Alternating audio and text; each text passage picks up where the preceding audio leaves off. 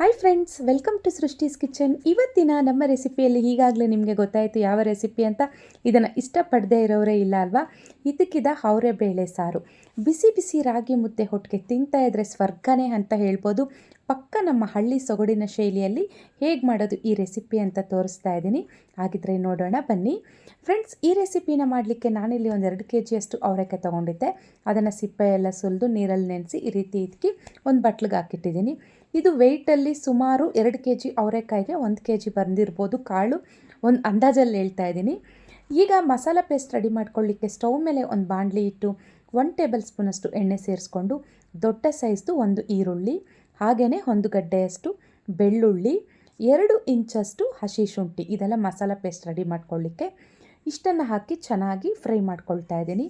Stove medium ಫ್ಲೇಮಲ್ಲಿ ಇಟ್ಕೊಂಡು ಇದನ್ನು ಸ್ವಲ್ಪ ಚೆನ್ನಾಗಿ ಫ್ರೈ ಮಾಡ್ಕೊಳ್ಳಿ. ಈಗ ಇದಕ್ಕೆ ಒಂದು 6ರಿಂದ 7 ಲವಂಗ, ಒಂದು ಸ್ವಲ್ಪ ಚಕ್ಕೆಯನ್ನು ಸಹ ಇದಕ್ಕೆ ನಾನು ಹಾಕ್ಕೊಳ್ತಾ ಇದ್ದೀನಿ. ಹಾಗೆ ಚೆನ್ನಾಗಿ ಹಣ್ಣಾಗಿರೋವಂಥ ದೊಡ್ಡ ಸೈಜ್ದು 1 ಟೊಮೆಟೊ ಎಲ್ಲ ಸ್ವಲ್ಪ ಸಾಫ್ಟ್ ಆಗೋವರೆಗೂ ಇದನ್ನು ಚೆನ್ನಾಗಿ ಫ್ರೈ ಮಾಡ್ಕೊಳ್ಳೋಣ. ಈಗ ಇದೆಲ್ಲ ಚೆನ್ನಾಗಿ ಫ್ರೈ ಆದಮೇಲೆ ಸ್ಟವ್ ಆಫ್ ಮಾಡಿಕೊಂಡು ಇದು ತಣ್ಣಗಾದಮೇಲೆ ಮಿಕ್ಸಿ ಜಾರ್ಗೆ ಹಾಕ್ಕೋಬೇಕು. ಈಗೊಂದು ಮಿಕ್ಸಿ ಜಾರ್ ತೊಗೊಂಡು ಮೊದಲಿಗೆ ಇದಕ್ಕೆ ನಾನು ಒಂದು 2 ಸ್ಪೂನಷ್ಟು ಅಂದರೆ 2 ಟೇಬಲ್ ಸ್ಪೂನಷ್ಟು ಒಣ ಕೊಬ್ಬರಿ ತುರಿ ಹಾಕ್ಕೊಳ್ತಾ ಇದ್ದೀನಿ. ಹಸಿ ಕಾಯಿನೂ ಹಾಕ್ಬೋದು, ನನ್ನ ಹತ್ರ ಒಣ ಕೊಬ್ಬರಿ ತುರಿ ಇತ್ತು, ಸೊ ಹಾಗಾಗಿ ಹಾಕಿದ್ದೀನಿ. ಈಗ ನಾವು ಫ್ರೈ ಮಾಡಿ ಇಟ್ಕೊಂಡಿರೋವಂಥ ಈರುಳ್ಳಿ ಬೆಳ್ಳುಳ್ಳಿ ಎಲ್ಲ ಹಾಕಿ 1 ಟೇಬಲ್ ಸ್ಪೂನಷ್ಟು ಹಚ್ಚ ಖಾರದ ಪುಡಿನ ಹಾಕ್ಕೊಳ್ತಾ ಇದ್ದೀನಿ. 2 ಟೇಬಲ್ ಸ್ಪೂನಷ್ಟು ಧನಿಯಾ ಪುಡಿನ ಹಾಕ್ಕೊಳ್ತಾ ಇದ್ದೀನಿ. ಹಾಗೆ 1 ಚಿಟಿಕೆಯಷ್ಟು ಅರಿಶಿನ ಪುಡಿ, 1 ಇಡಿಯಷ್ಟು ಫ್ರೆಶ್ ಆಗಿರೋವಂಥ ಕೊತ್ತಂಬರಿ ಸೊಪ್ಪು. ಈಗ ಸ್ವಲ್ಪ ನೀರನ್ನು ಹಾಕಿ ಇದನ್ನು ನುಣ್ಣಗೆ ಚೆನ್ನಾಗಿ ರುಬ್ಕೊಳ್ಳೋಣ.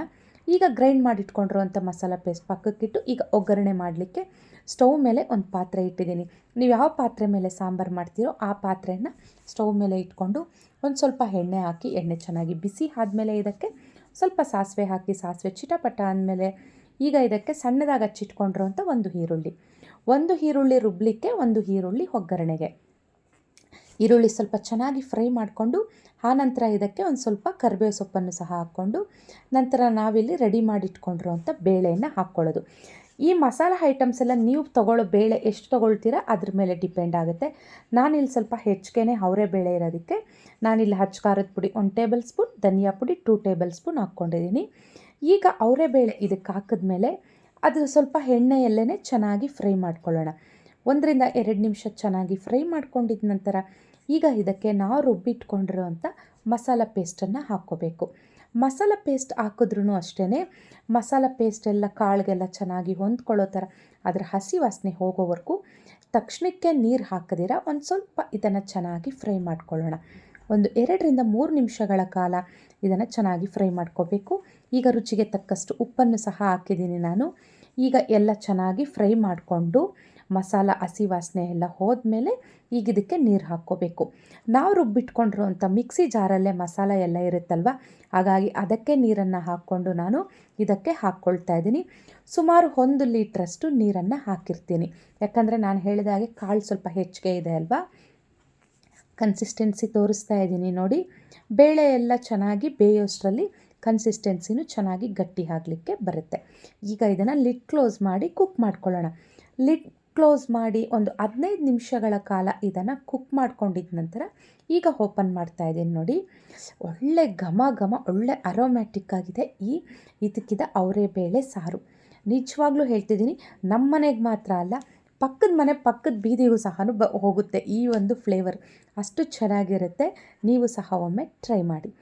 ಈಗ ಚೆನ್ನಾಗಿ ಇಲ್ಲಿ ಕುದೀತಾ ಇದೆ. ಇನ್ನೂ ಒಂದು 10-15 ನಿಮಿಷಗಳ ಕಾಲ ಇದನ್ನು ಸ್ಟವ್ ಮೀಡಿಯಮ್ ಫ್ಲೇಮಲ್ಲಿ ಇಟ್ಕೊಂಡು ಕುದಿಸ್ಕೊಂಡ್ರೆ ಸಾಕಾಗುತ್ತೆ. ಈಗ ಸಾರಿನ ಕನ್ಸಿಸ್ಟೆನ್ಸಿ ಎಲ್ಲ ನೋಡಿ ಕರೆಕ್ಟಾಗಿ ಬಂದಿದೆ. ಬೇಳೆ ಸಹ ಇಲ್ಲಿ ಚೆನ್ನಾಗಿ ಬೆಂದಿದೆ.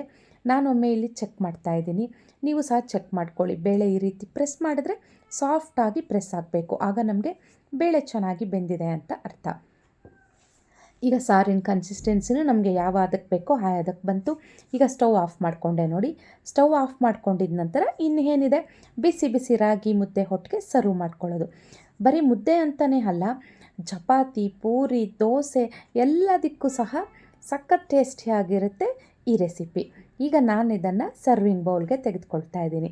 ಕಾಳೆಲ್ಲ ಚೆನ್ನಾಗಿ ಬೆಂದಿದೆ, ಗ್ರೇವಿ ಕನ್ಸಿಸ್ಟೆನ್ಸಿಯ ಯಾವ ಹದಕ್ಕೆ ಬೇಕೋ ಆ ಹದಕ್ಕೆ ಬಂದಿದೆ. ತುಂಬ ನೀರಿದ್ರೂ ಚೆನ್ನಾಗಿರಲ್ಲ, ತುಂಬ ಗಟ್ಟಿ ಇದ್ರೂ ಚೆನ್ನಾಗಿರಲ್ಲ. ಈ ರೀತಿಯಾಗಿ ಮೀಡಿಯಮ್ ಆಗಿದ್ದರೆ ತುಂಬ ಚೆನ್ನಾಗಿರುತ್ತೆ ಇದು. ಈಗ ಇಲ್ಲಿ ಬಿಸಿ ಬಿಸಿಯಾಗಿ ಇತಿಕಿದ ಅವರೆಕಾಳು ಸಾರು ಇಲ್ಲಿ ರೆಡಿ ಆಯಿತು.